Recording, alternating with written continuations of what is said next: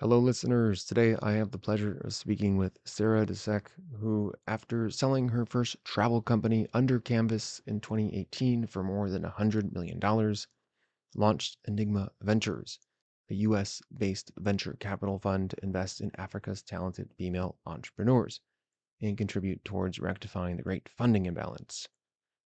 Over the last 5 years, Sarah's work has impacted over 10,000 entrepreneurs who have gone through Enigma's investor ready programs to learn how to build valuable companies and really demystify the complicated and often inaccessible world of funding. In her new book, Thinking Bigger, a pitch deck formula for women who want to change the world, Sarah shares the challenges of her own journey building that $100 million company and the critical building blocks needed to scale any business. Today, Sarah is the co-founder and CEO of Few and Far, a net positive travel climate company investing in large-scale regeneration landscapes, carbon sequestration, and creating extraordinary travel experiences. So I had a blast chatting with Sarah about her journey, all the twists and turns and the what nows, and how she turned kind of that tough, hitting yourself up against the wall burnout moment into something extraordinary. So I hope you enjoy this episode as much as I did. Welcome to the Live Fearlessly podcast. I'm your host, Dr. Benjamin Ritter, and it's time to get fearless.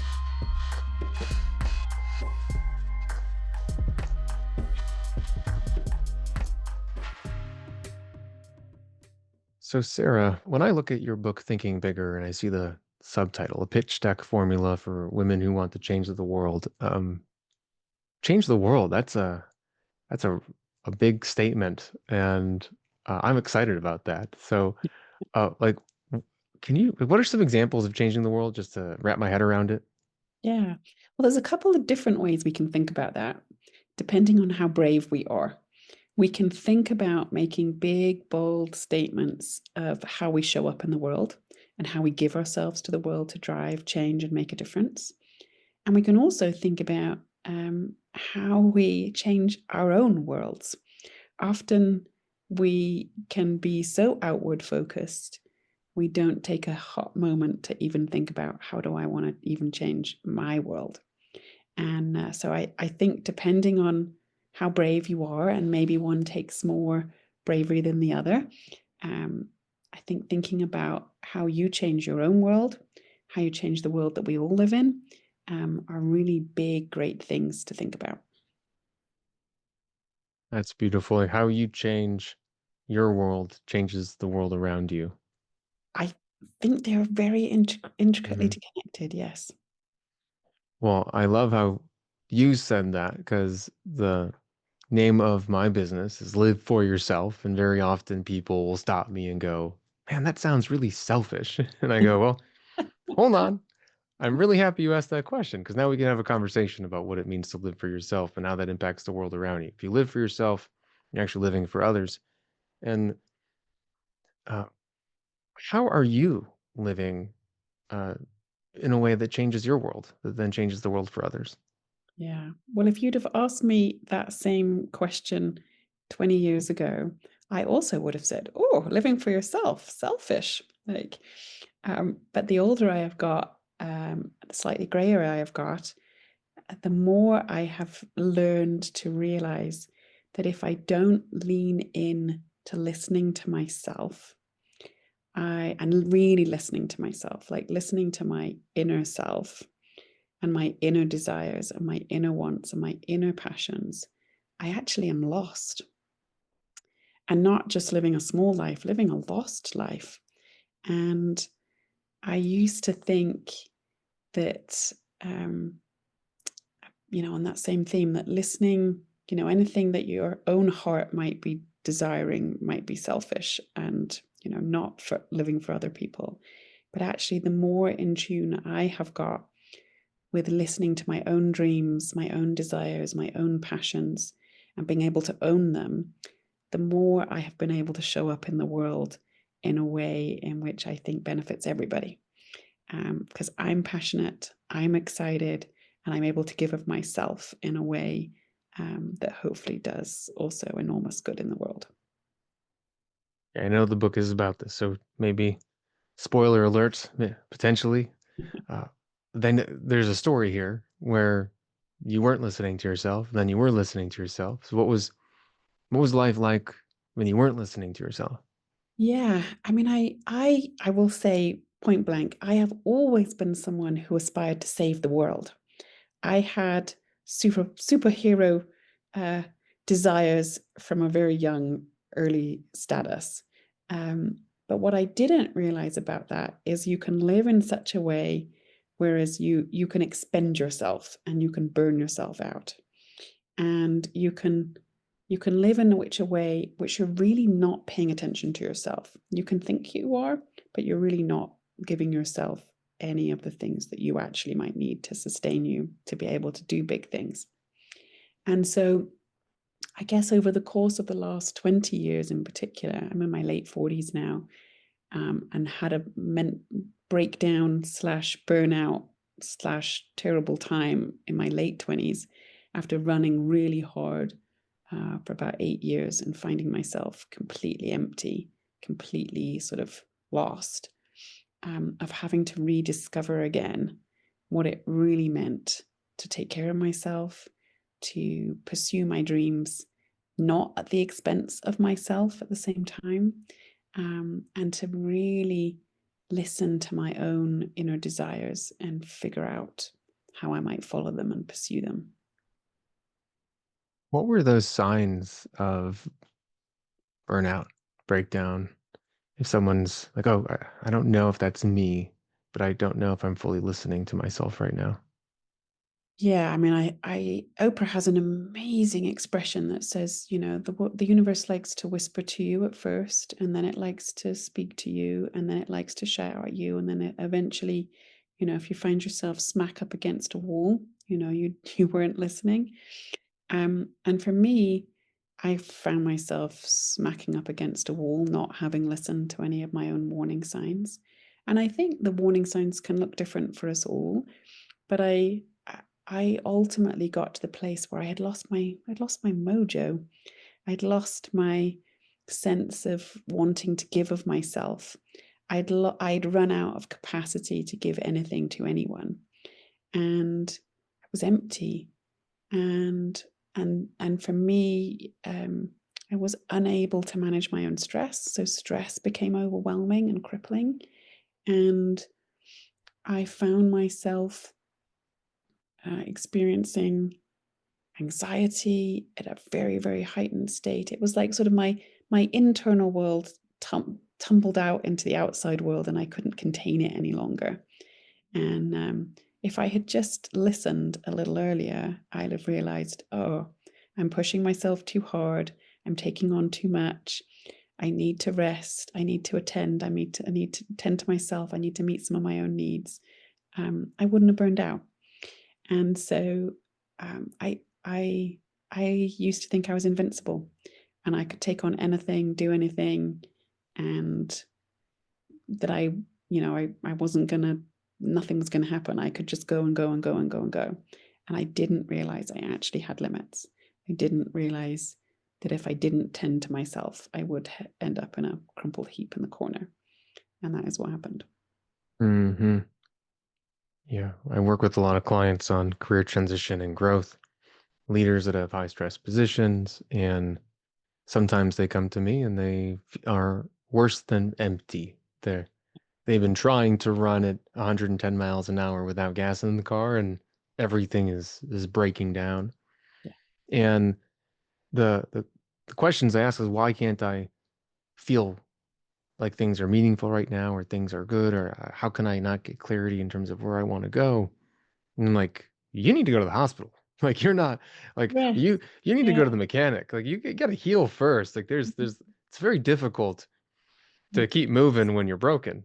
Yeah. And 100%. so so what happened at that point in your life? How did you start listening?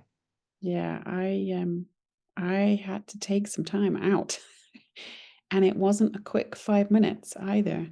And I think um, it took me a year before I I was ready to come back to the world almost. And I ended up, I was in a very, high stress, high intensity, highly challenging environment. And I had to go to low challenge, low difficulty, low stress, no, barely any responsibility. And I had to take time to heal. I mean, I say to people all the time, it's a bit like when you break your leg. You don't think in 2 weeks' time, I'm going to be fine to do an Ironman. You just know that you're going to have 6 to 8 weeks in a cast, and then you're going to have some physio, and then you're going to do some light exercise, and then you're going to start weight bearing, and and that takes time. And when we break our internal worlds, also takes time. And I like your analogy, thinking about taking yourself to the hospital, whether that's literal or metaphorical, I think is important. We have to rest, recover, strengthen ourselves to be able to increase our capacity. Or it's like going to the bank, right? Or if you're very, very overdrawn and you've become bankrupt, that doesn't fix itself overnight. You need to take some time to get yourself back in the black. And often with our mental health, that takes time. It takes talking to somebody. It takes having people around you to support you, love you, lift you up, take pressure off. But of course, the trick is to ideally not get there in the first place. Yeah, we wish we had a little bit of a meter. I guess we do now, kind of like with Aura rings and all that kind of stuff, but I don't know if we recognize that it's a danger zone. Yeah. So you spend a year recovering, recuperating, resting, healing, but it's okay. So now we fast forward, um, but still like now it's just I'm rested, right? Maybe I'm not, maybe a little healed and rested, but then how did everything come to be today? Like what were those moments? Yeah. Well, I instinctually, the moment I even felt just a little bit healthy again, I wanted to go back to exactly doing what I was doing before that got me there in the first place. I wanted to ignore the fact that maybe it wasn't a good idea to just going back to doing things exactly the way they were before, because otherwise I'm going to end up exactly how I got here.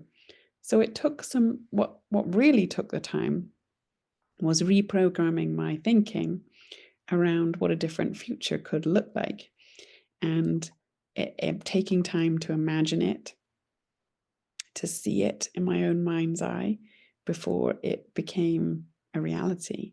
And that took way longer than just physically feeling well again. And I think sometimes we think imagining our lives and discovering our next thing should be a quick thing. But I actually think if we do really take the time to invest in our listening, I tell you, I have had my best ideas. I've had my most creative moments. I've had fantastic business ideas in moments when, for all intents and purposes, it looks like I'm out for the count, or there's nothing going on, or, we're finished one thing and now having to start another thing, and there is no obvious thing. But giving yourself space to have ideas, to explore, to experiment, to listen, to imagine. I like to say that we can all only live the life we can imagine. So if you can't imagine anything, it doesn't mean you're going to have no life, but it means it's pretty hard to start putting anything in place towards pursuing that life. And so imagining for me is a really big key. And that takes mental capacity, it takes emotional capacity, it takes physical capacity, and it requires being hopeful. And you can't be hopeful and imagine great things if you are mentally in a hard place. You have to be in a good place. You have to be in a positive place. You have to be in a well place. You have to feel good about life, the world, and the universe. And then you can imagine creative possibilities for yourself. Mm-hmm. Brings me back to another example of working with a client that's kind of in a really toxic environment or believes that they are. Mm, You got to get out of the burning building before you can figure out how to build a new one, or yeah, you have to put out the fire before worrying about other things. And like, what there's a fire in your life, and I love what you said. You can't explore, you can't experiment, you can't imagine if you're stuck in this fight or flight mode. That you're can't. so concerned about the world around you. Because you're I in was, yeah, survival. You're in yeah, survival mode. And when you're in hmm survival mode, everything's heightened. Everything is distressing and everything you're in a place of danger. So when you're in that place of danger, it's hard to imagine good, happy, fluffy thoughts hmm because you're busy trying to protect yourself. So you said there was this inclination to start doing what you were used to, if Yeah, you were used to doing, and then how did you then start transforming your environment or your mind, or like what were the keys to unlock your creativity and imagination? yeah. I was very fortunate and lucky in that I had people around me at that particular time who were happy to support me and help me and gave me space from the pressure of having to earn a living. And that took some pressure off. Um, but then after a while, I took a sort of a low grade administrative job that didn't require huge amounts of my mental energy. It was a non-demanding, non-stressful job. I could show up, do the job, and go home, and still have plenty of energy and capacity, and that was brilliant for me. And whilst I was doing that, someone suggested, you know what, you might want to do some more study. You might want to explore a new field. You might want to study a theme that interests you and use your mental, stimulate your mind with new ideas.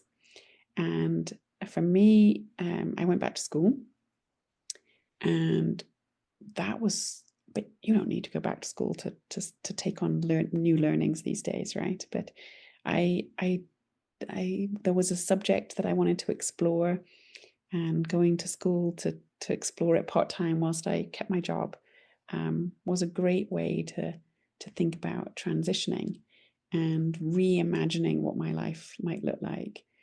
But at other times when I've been in transition and I've been or one season of life has come to an end and I'm entering into another one, and I don't know what that looks like yet. Um, just taking time to sit still with myself has been huge. I got into cold plunging a few years ago, not because I like cold water, far from it, but what I found was it was a way to get my mind to be still. Like it was a way to turn my thoughts off and to sit in some silence so I could actually listen to myself and actually allow other thoughts to come to me. So I think there are various ways we can do that, but it's finding a way, depending on your season of life and depending what is open to you, to figuring out what do I need to stimulate my own thinking? What do I need to be able to create capacity for my own imagination? And do I need to walk alongside other people? That was great for me when I went back to school. I walked alongside other people studying the same kind of things and being able to have debates, discussions, philosophize about things, reimagine things academically. And then at other times, I've needed stillness and quiet and silence. And cold plunging's been helpful for turning the noise off, being able to sit with myself and bear my own discomfort. I've also had a therapist for 20 odd years, and the regularity of talking to somebody, unpacking your thoughts in a safe place where there's no judgment and no criticism, and just having someone listen to your internal world helps you listen to your internal world and get good at listening to your own internal world. This is so timely. I was in the gym this morning, and I generally use the time to, of course, work out, but to study Spanish. So I'm doing Yeah. something, I'm taking action. And then after Spanish, I get excited because I get to listen to a book or a podcast. It's my learning time. And I was about to put my headphones in this morning and I go, I really need to just be here. Mm. And it's because I've felt like I'm just running, Yeah. and if I feel like if I'm doing something and getting thoughts about three other things that I feel like I need to be doing, I'm probably moving too fast. Yeah. And I need to play more. I need to explore more. I need to find opportunities to focus on the present, to be so focused on it, like in a cold plunge, that I'm Yeah. not. You can't be anywhere else. Yeah, you can't be anywhere else. It's so uncomfortable. Yeah, exactly. And that's why I particularly like cold Yeah. plunging, because it just grounds you in a moment. And all you can do is focus on your breathing and your breath to try and stay calm with the shock of being in cold water.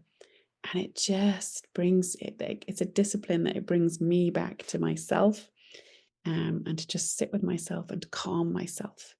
And I love that. I love that about cold plunge. As horrible as the cold water is, I love that it creates a moment for you to just have some clarity of thought. Hmm. So how did the going back to school and being around other, walking with others, and Mm. the stopping of the doing lead to the doing, like what you're doing now? Like Yeah, what were the it sparks? was the biggest transition of my life so far, and I feel like I've had sort of 4 or 5 sort of different lives, if you like. Um, and that moment in time helped me explore moving from a career working in the nonprofit world to moving across into the business world, which previously I had thought of as the dark side. And so um, studying and walking with other people helped me explore this idea, which at the time was very new because it was 20 odd years ago, um, about exploring, could business be used as a vehicle for good in our world? And this was before the idea of conscious capitalism or impact investing or B Corps or any of, social enterprise, before any of that language came about. And it helped me solidify the idea that actually, I could, I know of myself, I'm a pioneer. I like to go where no one's going. I like to be doing things no one's doing. I like to be carving a path. And someone pointed out to me that was what entrepreneurs are doing all the time. But I hadn't ever thought of myself as an entrepreneur. I hadn't ever used that language. So it helped me reframe. It helped me have new language. It helped me explore new possibilities, new arenas, and learn about what being in a different arena might look like. And then gave me courage to step out and give it a whirl. It's a big step to move Yeah, it was a huge into step. that world. Yeah. It was a Can you huge step. share a little bit of kind of how you made that step forward? Yeah, I mean, in very simple terms, we just started to try things.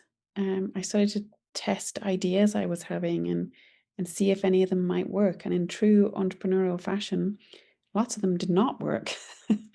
um, but anytime you step into a new arena, I think it's easy to think, oh, I should be good at this because I've been good in a different arena. And anytime you step into doing something new, you're going to make lots of mistakes because you've got lots of learning to do. And I made lots of mistakes.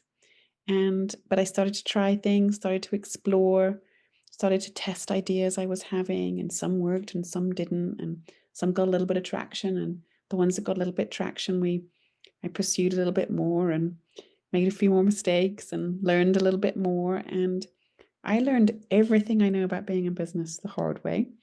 And yes, it ended up being quite expensive, but MBAs are expensive too. So it's just, you choose your poison. Um, but effectively, that launched my new career into being in business and to pioneering businesses for good and using business as a vehicle to try and drive change in the world. What were some of those initial learning moments that were, I guess, as expensive as an MBA eventually, that led you to where you are? Oh, there are so many. From business ideas that just were not ever going to work to, I mean, our even I built a company in the US called Under Canvas, which is still the largest glamping company in the US. And when we first started that company, nothing about the business worked. We pioneered. My husband's family are farmers and ranchers on the High Line up in Montana, and we pioneered this tiny little glamping site, the first of its kind in the US at the time. This was like 2009, and thinking, if we put amazing tents up, people will come, and they did not come. But they did love our tents. We got lots of feedback, and we got lots of phone calls from people saying, "Where did you get your tents? Your tents are amazing." And my husband had designed our tents, and we designed this little camp from scratch, wanting to sort of emulate the African safari experience. But the location was just all wrong, and nobody wanted to come. So it was a very brutal, tough experiment with trying to explore the possibility of an idea, but it not working out first time in quite the way we thought it would, or even hoped it would. Yeah, but then that leads to new ideas. And so what path did that pave then Yeah, in I that mean experience? that's the thing about things not going right. There's always things you can learn. And what we were learning was, well, people really like the tents. They just don't like them right here. So how could we get the tents to the people? And so the people kept asking us, where can I get them from? So in the end, we started saying, well, you can get them from us. And that turned into a tent rental business. We would take our tents all over the country for people's weddings, family reunions, bar mitzvahs, family events, and that turned into a different business. So entrepreneurs get very good at doing what we call as a pivot. And I think the more comfortable we get with making pivots with our lives and taking the information that the universe is telling us and using it to our advantage, the easier it is to carve a path for yourself. Mm-hmm. I liked using the visualization of a pinball machine. I don't think it's really caught on though, because I think it's just no one's really resonated with it except for me. But I feel like clarity or entrepreneurship, whatever it is, you throw the ball in the machine, you have to be willing to first get shot up. So you shoot yourself into the machine. Then you bounce around a lot. Like you need to bounce around, you need to explore. And every time you bounce, you learn something new. Some bounces are more valuable, some bounces are kind of worthless. You just Yes. try not to fall down the hole. You try not to Yeah, get to the point where you have to give up. But if you do end up falling down the hole, you can always just relaunch yourself into the pinball machine. exactly. And eventually you land into some like mega bonus zone where maybe you get multiple, like you learn something through all of that adventure and travel and bouncing that leads to something maybe that you hang out in a little bit more. And then as an entrepreneur, generally that evolves and changes as well. And it Yep. sounds like this is kind of what happened in your journey. 100%. And I think the facade or the worry that we all have is that somehow falling into the big black hole is the end of the world. And that if you launch yourself and you bounce around and then nothing, you don't end up going anywhere and you go down the chute, it's all game over. And it's not. The great thing is you can just pick yourself up and launch yourself again and go learn more stuff and see what happens this next time. And that's the truth. And that is, I love that analogy. And I think you're absolutely right that, we do, all of us, whatever we're doing with our lives, we will experience some bounce. We'll experience some, nothing's a straight line. Nothing. Mhm. So then you started a new business, selling, kind of moving your tents around, renting the tents. Yeah. And then that's led to, I know there's some other things and like getting to where we are today. Yeah. I mean, ultimately, what we realized with our tent rental business was that it might be better if we stopped waiting for the phone to ring for us asking us to use our tents, if we put the tents somewhere where people might actually want them. which led to the creation of Under Canvas, which ultimately we started Under Canvas in Montana, where we're from, and where my husband's from originally, and launched outside of Yellowstone National Park. And 3 years later of bouncing around, of trying different things, we hit the jackpot and found a business model that could work, that we could turn into a viable brand and a viable product and develop it over time. And certainly that first year that we created Under Canvas and it became our first tented hotel in Yellowstone was not what that looks like today. It was not super slick, polished, professional. It was very rudimentary and basic and, full of flaws. But we realized, okay, this is a home run. This is a work in progress, but this is going to work. And then we doubled down on it and built a whole brand and a whole company out of it. Incredible. From point, I don't even know what you want to call it, A, to now a point in time where things just worked through a variety of trials and tribulations. And yes, if someone was starting at the point right before they realized they were gonna go smack up against the wall, Mm, and you knew, like you could see in the future, like there's something in your future that where this kind of makes sense. mm. What's the billboard or what's the fortune cookie that they're opening up to maybe offer some guidance? Yeah, I mean, I would say if you're smacking up against the wall or you're close to smacking up against the wall, I'd say don't be afraid. I say it is not game over. It is not the end of the world. It's just a massive life lesson. And it's a big wake up call to say that you are not living in tune with yourself. You are not listening to yourself. You are not living in a way that is creating harmony in your life. And you are outputting more than you are inputting. And that ultimately leads to a deficit. And so, what you now need to do is to get yourself back in the black. Mm, Take some time. Take some time to get yourself back in the black. Look after yourself. Step back from everything that you possibly can and take some time out. And I would say, don't. What I often see now with people encountering burnout is the rush to get back. The rush to get back on the treadmill is intense.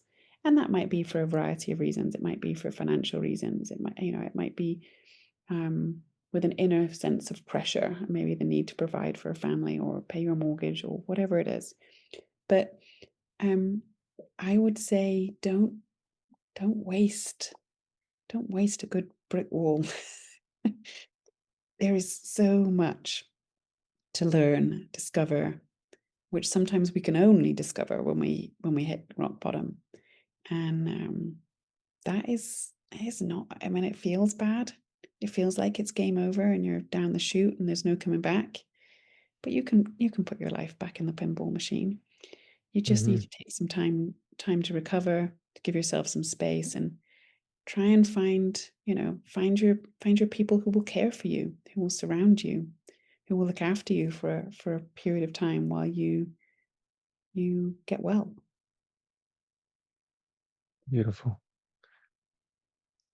It would be funny if someone did open up a fortune cookie and it was like that as a voice memo, but maybe in the digital age. But we stopped with Under Canvas, but there's still the book and that business, which is thinking bigger, and there's still the business, also few and far. So can you Yeah, just take a moment and just give the listeners a little bit of an update on yeah, where you're spending some of your professional time right now? yeah. I am. I came to the end of one season of one journey of leading and growing Under Canvas after about a decade, and we sold that business back in 2018.